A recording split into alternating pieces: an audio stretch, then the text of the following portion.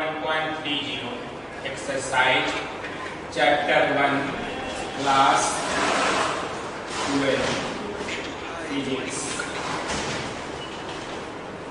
आ रहा है पूरा इसको घुमा दीजिए। सो इस क्वेश्चन को कल हम लोग को सॉल्व करना था। गॉस लॉ की जगह जो है हम लोग को कूलम्स लॉ यूज करके सॉल्व करना है। वही आज हम लोग जो देखेंगे कूलम्स लॉ का यूज करके हम इसको कैसे सॉल्व करेंगे।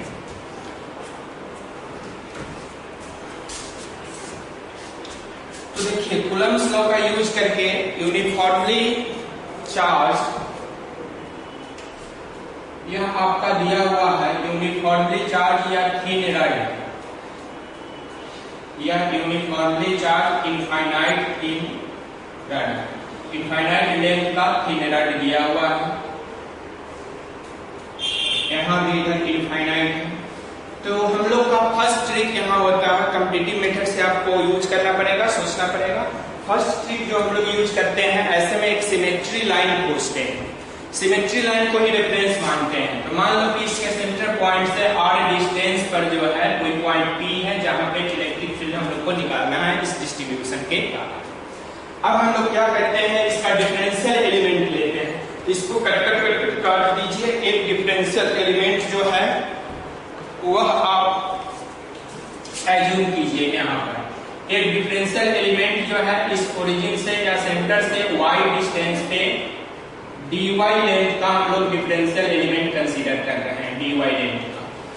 और यह डिफरेंशियल एलिमेंट का जो चार्ज होगा वह एक पॉइंट चार्ज की तरह हम लोग ट्रीट करेंगे।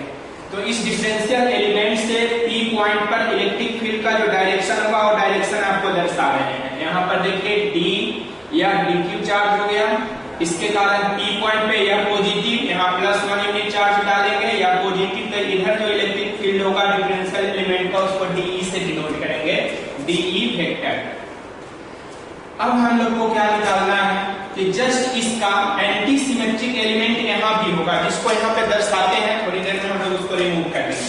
जस्ट इसका एंटी सिमेट्रिक एलिमेंट यहाँ ले लीजिए। ये एंटी सिमेट्रिक एलिमेंट का इलेक्ट्रिक फील्ड जो है इस डायरेक्शन में होगा dE डैश। इस एंगल को थीटा माने हैं, तो देखिए या y डिस्टेंस पे है, y डिस्टेंस पे बिलो में भी हम लोग एंटी सिमेट्रिक एलिमेंट लेंगे। तो y डिस्टेंस सेम है, यह r सेम है, या 90 डिग्री है या 90 डिग्री है, तो ये थीटा भी सेम होगा और इस dE का मैग्नीट्यूड भी dE के बराबर होगा, dE डैश का मैग्नीट्यूड dE के बराबर होगा।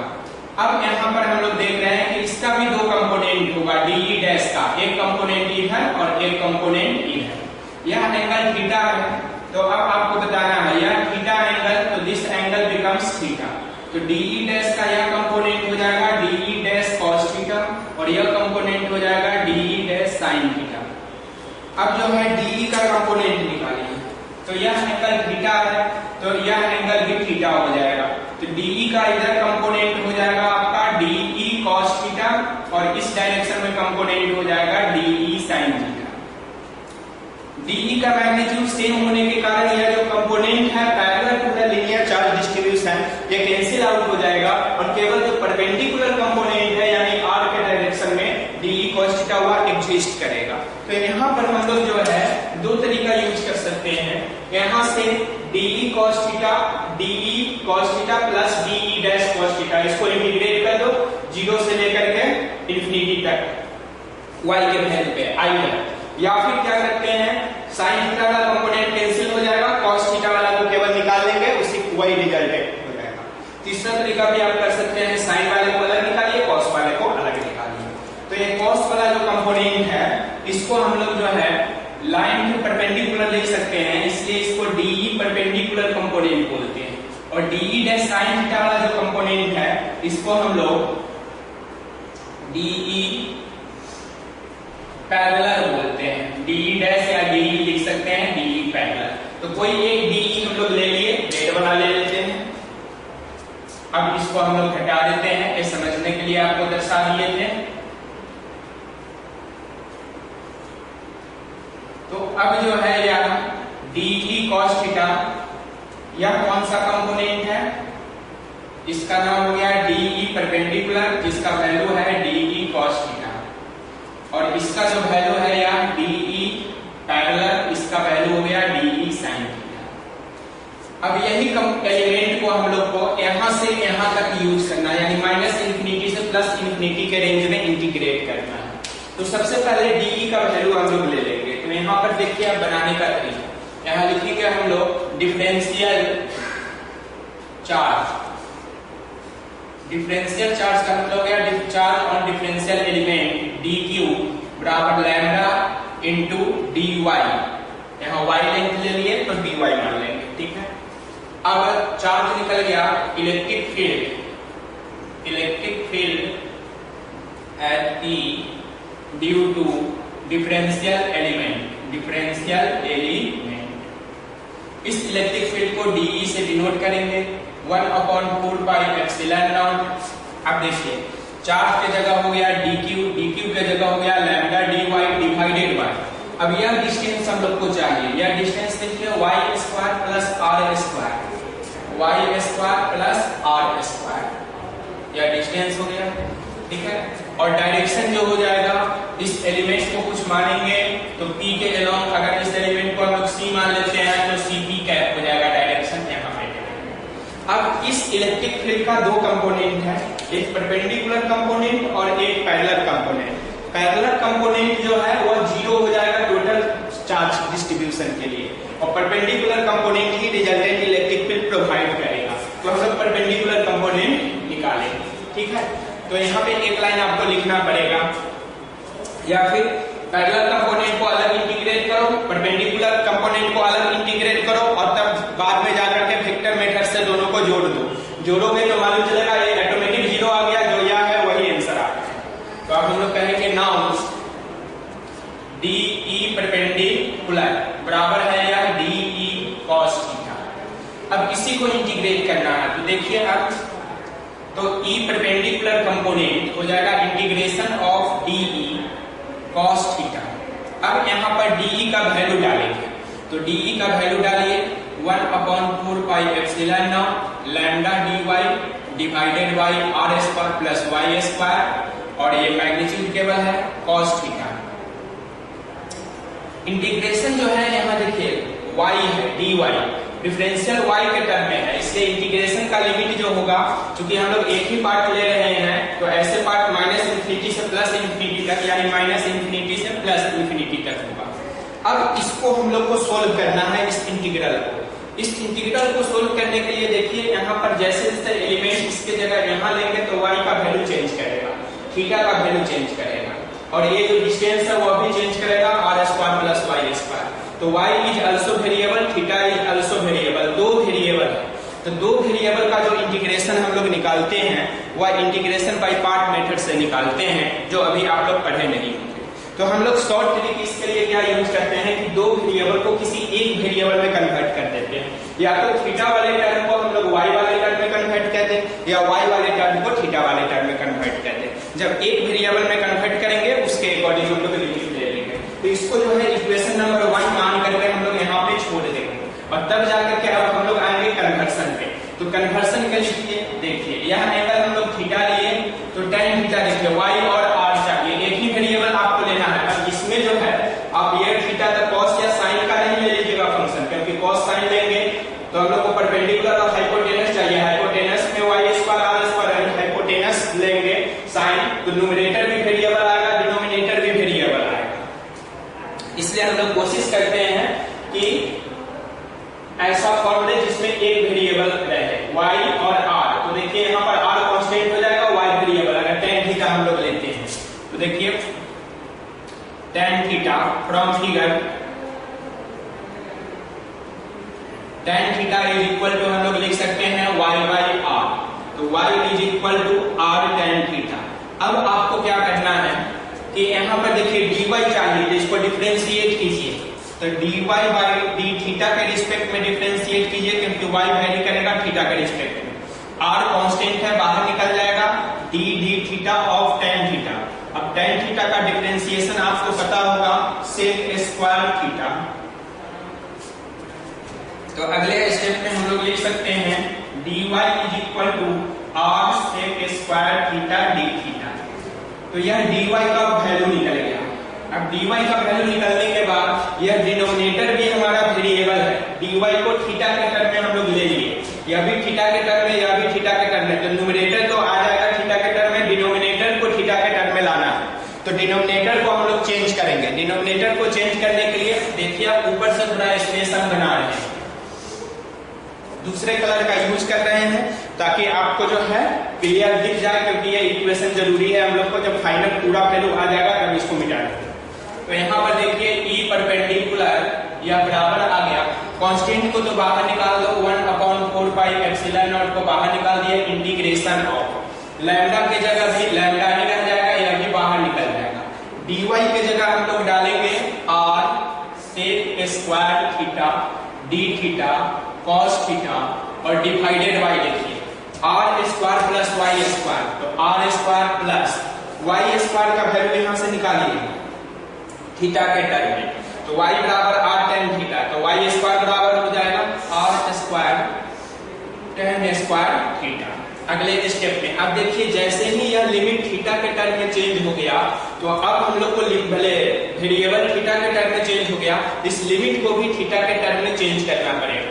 तो लिमिट को थीटा के टर्म में चेंज करेंगे तो देखिए यह हमारा रेफरेंस हो गया, पॉइंट रेफरेंस लाइन। तो रेफरेंस लाइन से ही हम लोग वेरिएशन लेते हैं एंगल का।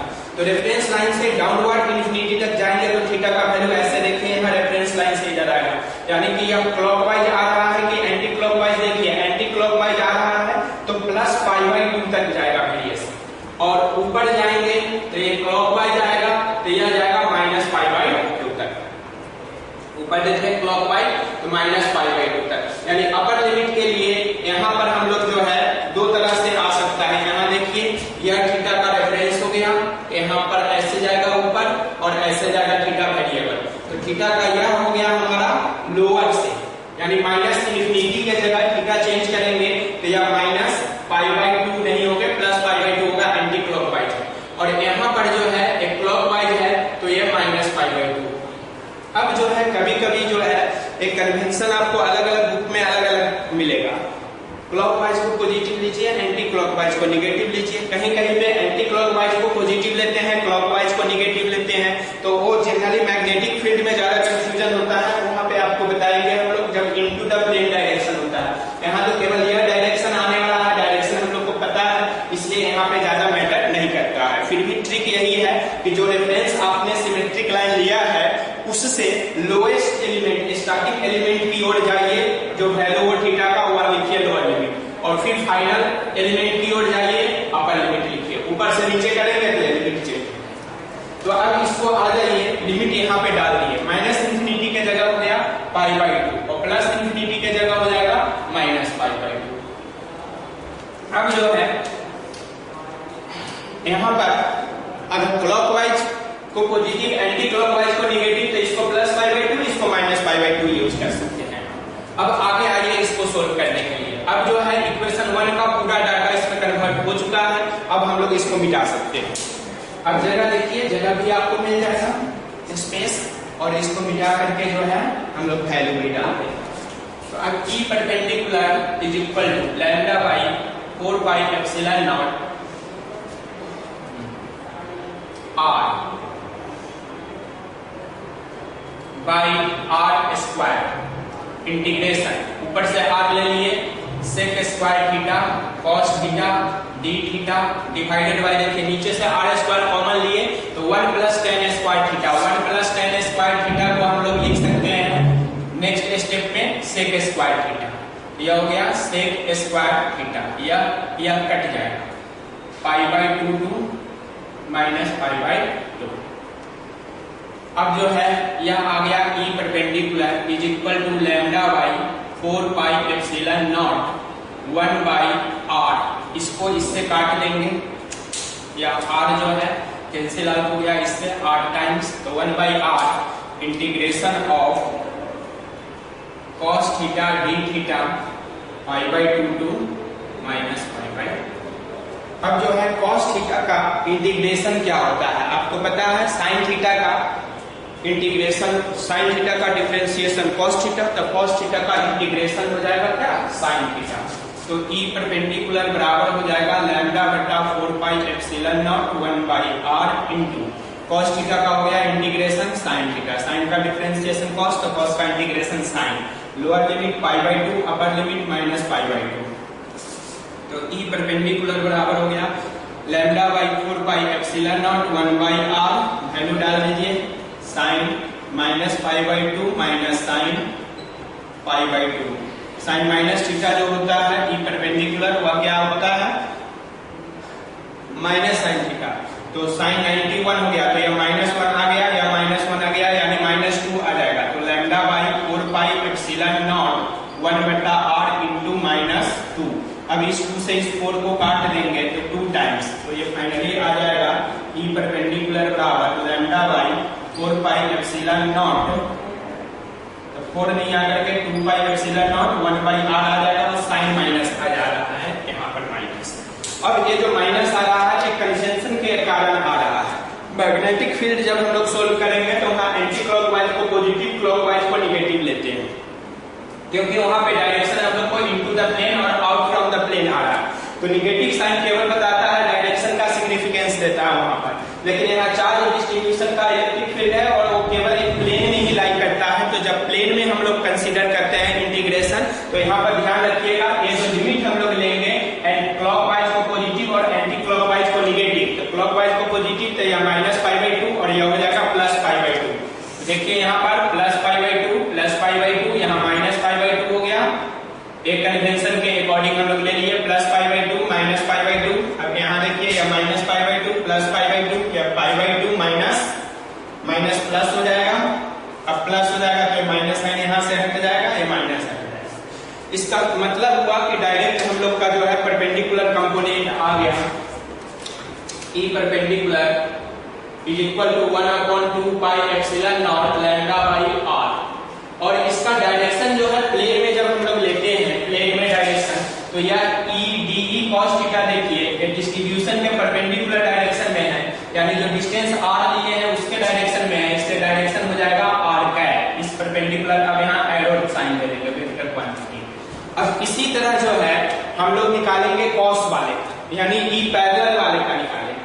तो E पैरेलल वाले का जब निकालेंगे तब देखिए क्या होगा, तो ये परपेंडिकुलर कंपोनेंट आ गया, यानी E परपेंडिकुलर वेक्टर का वैल्यू यहाँ आ गया। अब E पैरेलल वेक्टर का वैल्यू निकालिए, जो कि सिमेट्री से 0 हो जाएगा, वो आपको बता चुके हैं, लेकिन यहाँ प्रूफ करके भी हम लोग देखते हैं कितना आता है।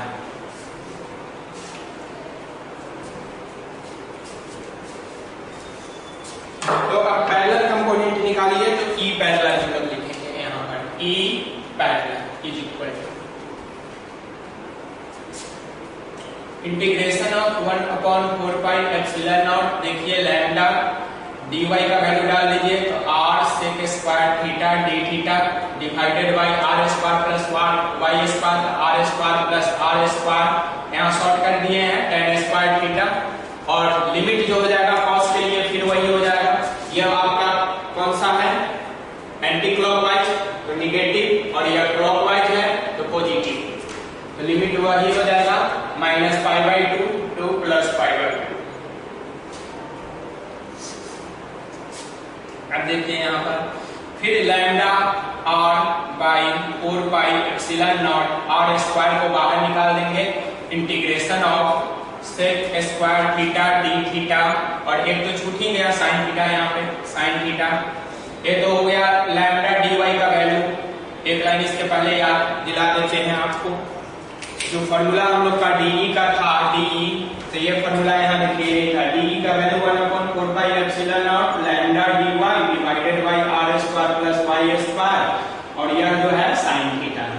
तो देखिए यही डाले हैं 1/4πε0 लैम्डा dy का वैल्यू जो अभी निकाले थे r sec square theta d theta हो गया, r स्क्वायर हो गया प्लस y स्क्वायर की जगह r square tan square theta हो गया, और इस साइन थीटा की जगह ये साइन थीटा हो गया।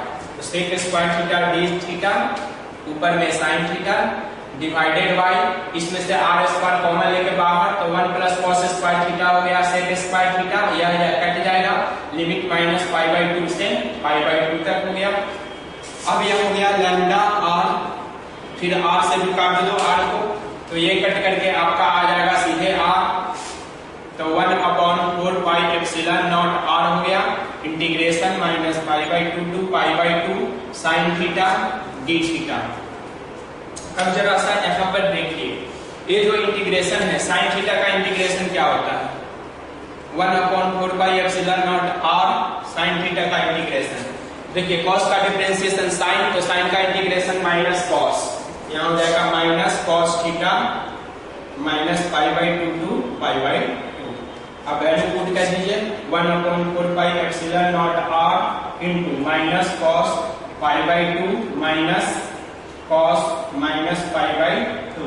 तो देखिए cos 90 ये भी 0 हो जाएगा, यह भी 0 हो जाएगा, यानी ये फाइनली 0 आ जाएगा। तो इस तरह हम लोग देखेंगे कि E पैरेलल का वैल्यू आ गया 0, इसलिए केवल E परपेंडिकुलर कंपोनेंट ही लाई करेगा, तो फाइनल आंसर हमारा यही हो जाएगा। तो final resultant answer EP vector बराबर लिखेंगे E perpendicular vector plus E parallel vector. तो E पैरेलल 0 हो गया, इसलिए EP का मैग्नीट्यूड हो जाएगा root over E perpendicular square plus E parallel square. तो root over 1/2πε0 lambda by r का होल स्क्वायर प्लस 0 स्क्वायर। तो यह वैल्यू आ जाएगा आपका 1/2πε0 लैम्डा बाई r, यानी फाइनली वही आया जो हमारा ये परपेंडिकुलर आया था P पॉइंट। और डायरेक्शन ले लेंगे तो यहाँ वेक्टर साइन ले लेंगे, यहाँ r का डाल देंगे। तो इस तरह हम लोग देख रहे हैं कि कूलम्ब्स लॉ का अगर यूज करके हम लोग लीनियर चार्ज डेंसिटी का इलेक्ट्रिक फील्ड निकालते हैं तो इंटीग्रल जो है वो ज्यादा परफॉर्म करना पड़ता है, इसलिए हम लोग जो है अल्टरनेट फॉर्म में गॉस लॉ का यूज करते हैं इस क्वेश्चन को डिराइव करने के लिए। तो यही था आपका। हाँ बोलो। हाँ, इसका कुछ मेमोरी टिप्स है, उस मेमोरी टिप्स को आप समझ लीजिए तो ये इंटीग्रेशन भी आसान हो जाएगा। और एक टेबल जो है आपको इस क्वेश्चन के लिए नहीं यूज करते हैं, कंपटीशन सेक्शन में हम लोग हर एक जो है लाइन चार्ज के लिए यूज करते हैं। जैसे यहाँ पर सीधे देख लीजिएगा तो एक जो कंपोनेंट आता है, एक परपेंडिकुलर कंपोनेंट एग्जिस्ट करता है और पैरेलल कंपोनेंट कैंसिल हो जाता है, तो एक कंपोनेंट होता है। इससे कहीं भी लाइन चार्ज आए तो आप एक डिसाइड कर लीजिएगा कि डायरेक्ट आपको जो है E परपेंडिकुलर निकालना है, इंटीग्रेशन ऑफ 1/4πε0, ठीक है। और इसको बाहर निकाल दो, शॉर्ट ट्रिक 1/4πε0 r, ऊपर में लैम्डा और integration of cos theta d theta. अब ये थीटा का लिमिट θ1 टू θ2 डाल दीजिए, ये आपको ध्यान रखना है, या अल्फा से बीटा डाल दीजिए। ये जो फॉर्मूला आपको ध्यान रहेगा, ये शॉर्ट ट्रिक है किसी भी लाइन चार्ज के लिए। किसी भी लाइन के लोग अगर चार्ज है तो इस शॉर्ट ट्रिक का यूज हम लोग करेंगे। कैसे करेंगे सो देखिए। अब जैसे मान लो कि ये कम्पिटिटिव ट्रिक है, इसको ट्रिक बोलते हैं, ट्रिक लिख देते हैं यहाँ पे, आपको ध्यान रहेगा। कोई भी जैसे मान लो कि आपको यहाँ पर दे दिया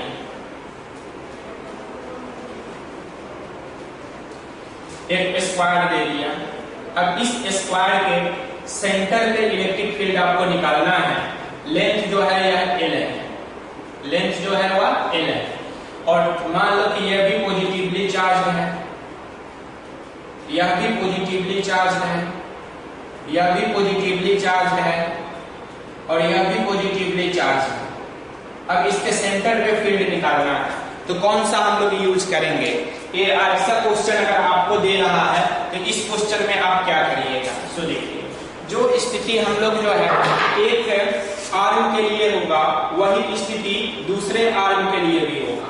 कैसे? तो आप ध्यान दीजिएगा इसका एक आर्म के लिए। तो ऐसे क्वेश्चंस में हम लोग पहले सिमेट्री लाइन लेंगे। तो मान लेते हैं अगर ए बी आर्म का आप चेक कर रहे हैं, ए बी आर्म का, तो इसका सिमेट्री लाइन यह हो जाएगा। अब सिमेट्री लाइन से आप क्या कीजिए, लोअर लिमिट पे जाइए। तो ये लोअर लिमिट यहाँ आ गया, तो यह एक हमारा हो गया θ1।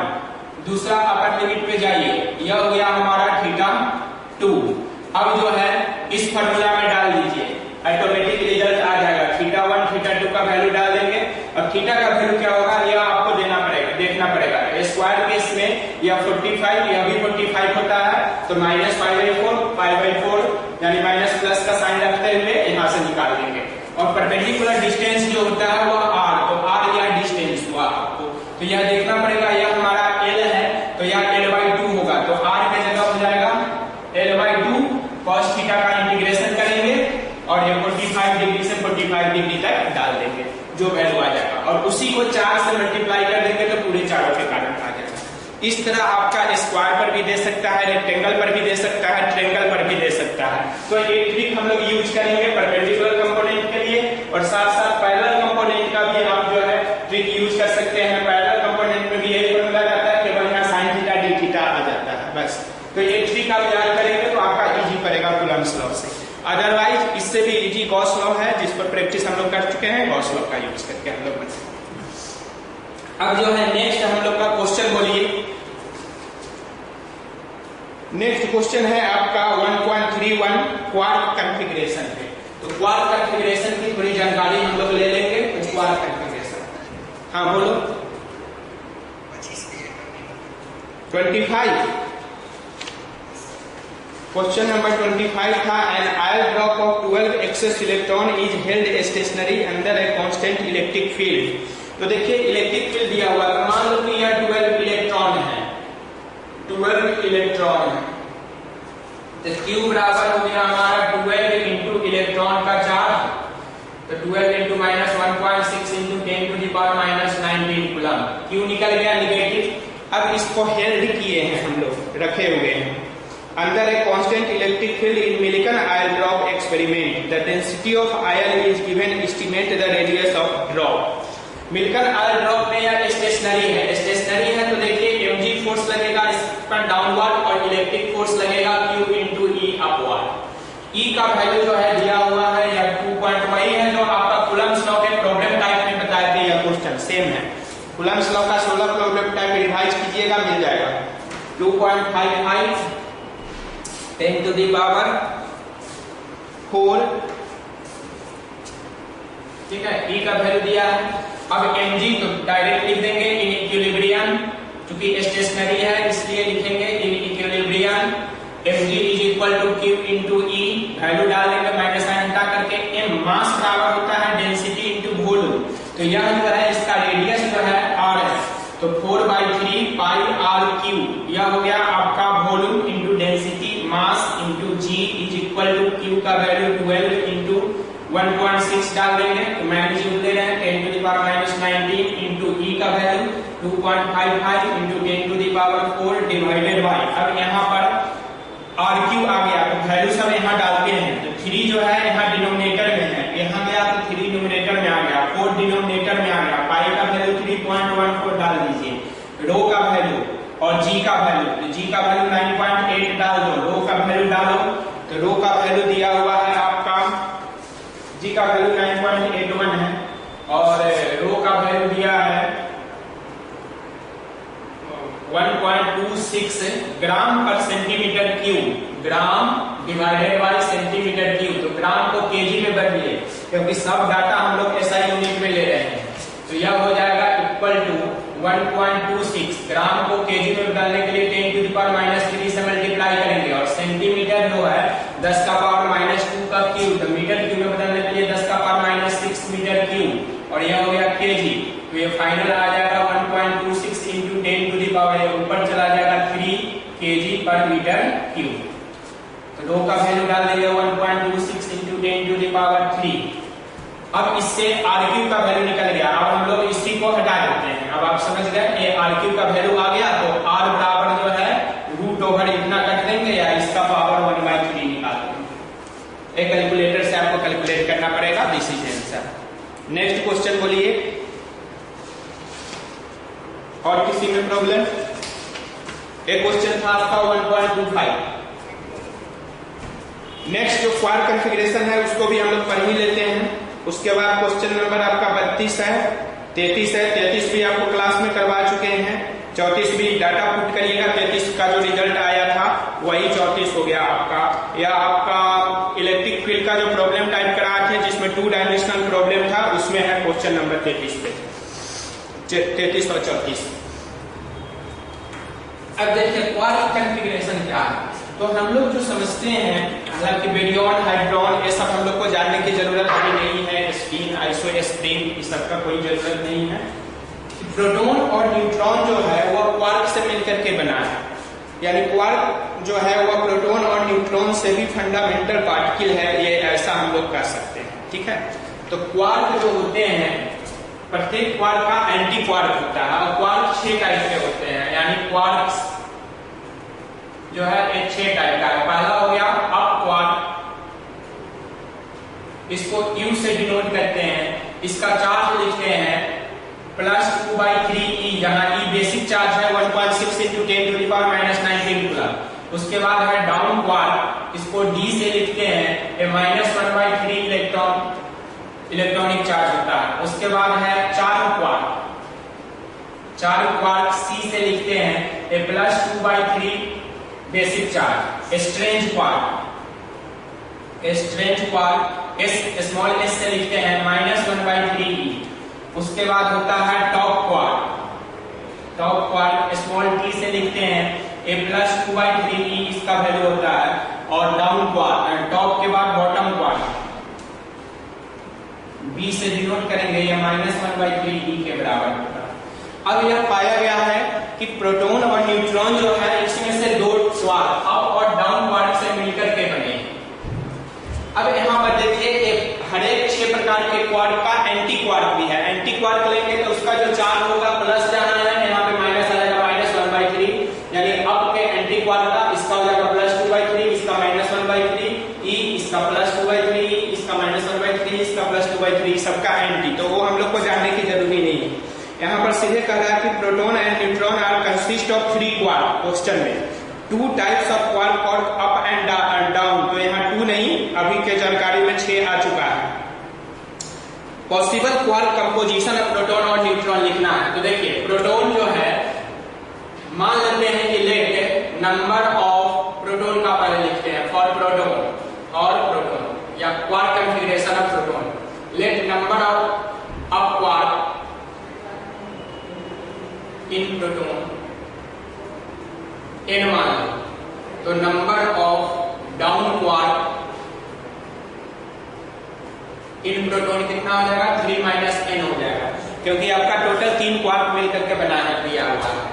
तो अब प्रोटॉन का charge using conservation of charge, अब फिजिक्स का प्रिंसिपल यूज कीजिए, कंजर्वेशन ऑफ चार्ज।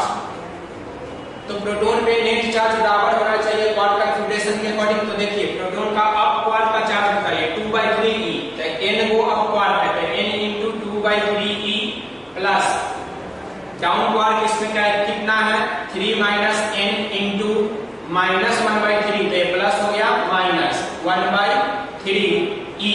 तो सीधे यहाँ पर लिख देंगे e/3 is equal to, proton होगा और प्रोटॉन का चार्ज कितना होता है +e। अब इसको सोल्व कीजिए, तो यह हो गया 2ne डिवाइडेड बाई 3 माइनस 3 हो जाएगा 1, और माइनस माइनस हो जाएगा प्लस, कितना आ जाएगा यार ne/3 is equal to +e।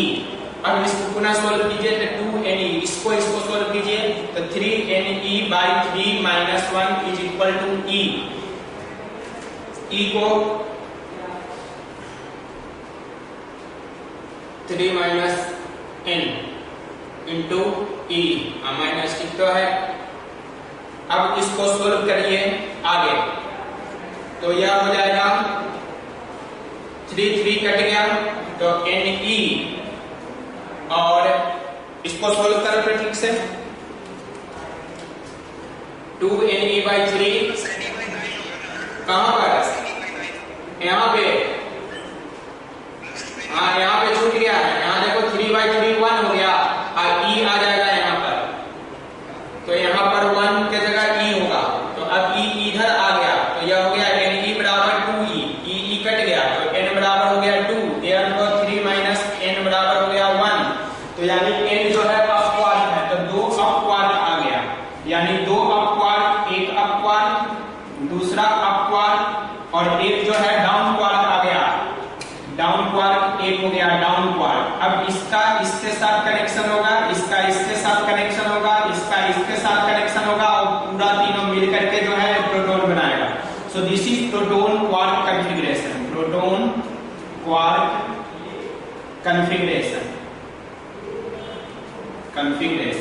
तो यह क्वार्क कॉन्फ़िगरेशन हो गया, 2 अप क्वार्क, एक डाउन क्वार्क। इसको अगर हम लोग लिखेंगे सिंबल में, तो UD लिखते हैं प्रोटॉन को, यानी P को लिखते हैं एरो दे लेते हैं you U D, upward upward downward. उसी तरह हम लोग को न्यूट्रॉन का निकालना है, तो न्यूट्रॉन में भी मान लेंगे नंबर ऑफ अपवर्ड इन, यहाँ पर न्यूट्रॉन कर दीजिए n, तो डाउनवर्ड हो गया 3 n, conservation of charge use कीजिए, तो यहाँ पर न्यूट्रॉन का 0 आ गया, यहाँ पर आ गया 0, अब यहाँ पर आ गया 0, अब इसको इधर भेज दो तो Ne बराबर यह हो जाएगा E कट जाएगा, तो n बराबर 1, 3 n बराबर 2, तो न्यूट्रॉन के लिए या पुनः प्रोटॉन के जगह न्यूट्रॉन कर देंगे फॉर न्यूट्रॉन, तो आपको सेम टू सेम आ गया। अब न्यूट्रॉन के जगह जैसे ही क्या करेंगे, तो देखिए न्यूट्रॉन का एक डाउन क्वार्क है यानी D और 2 अप क्वार्क है U, तो यह हो गया न्यूट्रॉन का कॉन्फ़िगरेशन। तो लिखेंगे quark configuration of neutron, quark configuration of neutron, तो यहाँ न्यूट्रॉन लिख सकते हैं आप, इसका एक U 2D, 2D है एक U है, DD DU DU, तो DDU लिख सकते हैं और इसको UDD भी लिख सकते हैं, UDD, इसको उलट करके भी हम लोग लिख सकते हैं, एक अप 2 डाउन। तो यह हो गया हमारा न्यूट्रॉन का क्वार्क कॉन्फ़िगरेशन UDD और प्रोटॉन का हो गया UUD। अब जो है नेक्स्ट क्वेश्चन बोलिए इसके बाद। अब हमको लगता है और कोई क्वेश्चन में आपको प्रॉब्लम नहीं होगा, तो नेक्स्ट क्लास जो है अब आपके पास डीपीपी भेज दिए हुए हैं और एप्लीकेशन ऑफ गॉस लॉ का डीपीपी आज हम अपलोड कर देंगे, उसको बना लीजिएगा, उसमें कोई डाउट होगा तो कल पूछिएगा। अब आपका कॉम्पिटिटिव सेक्शन आता है, तो या तो पोटेंशियल हम लोग थोड़ा पढ़ करके, यानी कि इलेक्ट्रोस्टैटिक पोटेंशियल चैप्टर 2 का 2 क्लास पढ़ करके उसके बाद कंपटीशन में इन करेंगे एससी वर्मा के लिए। हाँ कल, आज नहीं, क्योंकि आज अभी 2 मिनट टाइम बचा हुआ, 2 मिनट में आपको कट ही जाएगा। तो कल जो है चैप्टर 2 आप पढ़ करके आइएगा, जिसका कंसेप्ट होगा electrostatic potential difference, electrostatic potential energy और इलेक्ट्रोस्टैटिक पोटेंशियल एनर्जी डिफरेंस। ये 4 कंसेप्ट क्लियर करने के बाद तब जाकर के हम लोग जो है वह आपको क्या करेंगे, कॉम्पिटिटिव सेक्शन में आ जाएंगे, electric field and potential, SC Verma शुरू करेंगे उसके बाद। ठीक है, तो ये 4 टॉपिक पोटेंशियल का और पोटेंशियल एनर्जी का कर लेंगे। एनर्जी का छोड़ भी सकते हैं एससी वर्मा के लिए, पोटेंशियल का करके बाद में एनर्जी करोगे, लेकिन एनसीईआरटी में पहले एनर्जी किया है तब पोटेंशियल किया है, इसलिए हम लोग 4 कर लेंगे, फिर उसके बाद आगे बढ़ेंगे। हाँ बोलो क्या? हाँ, आज जो है एप्लीकेशन ऑफ गॉस लॉ का डीपीपी हम भेज देते हैं, उसको बना लीजिएगा, अगर उसमें कोई डाउट होगा तो कल पूछ लीजिएगा। और एनसीईआरटी के चैप्टर 1 में भी कोई डाउट होगा तो उसको भी आप कल पूछ सकते हैं। ऐसे एनसीईआरटी अब कंप्लीट हो चुका है, आप रिवाइज एक बार कर लेंगे, उसके बाद एक टेस्ट ऑर्गेनाइज करेंगे पोटेंशियल बढ़ाने के बाद। बोलिए।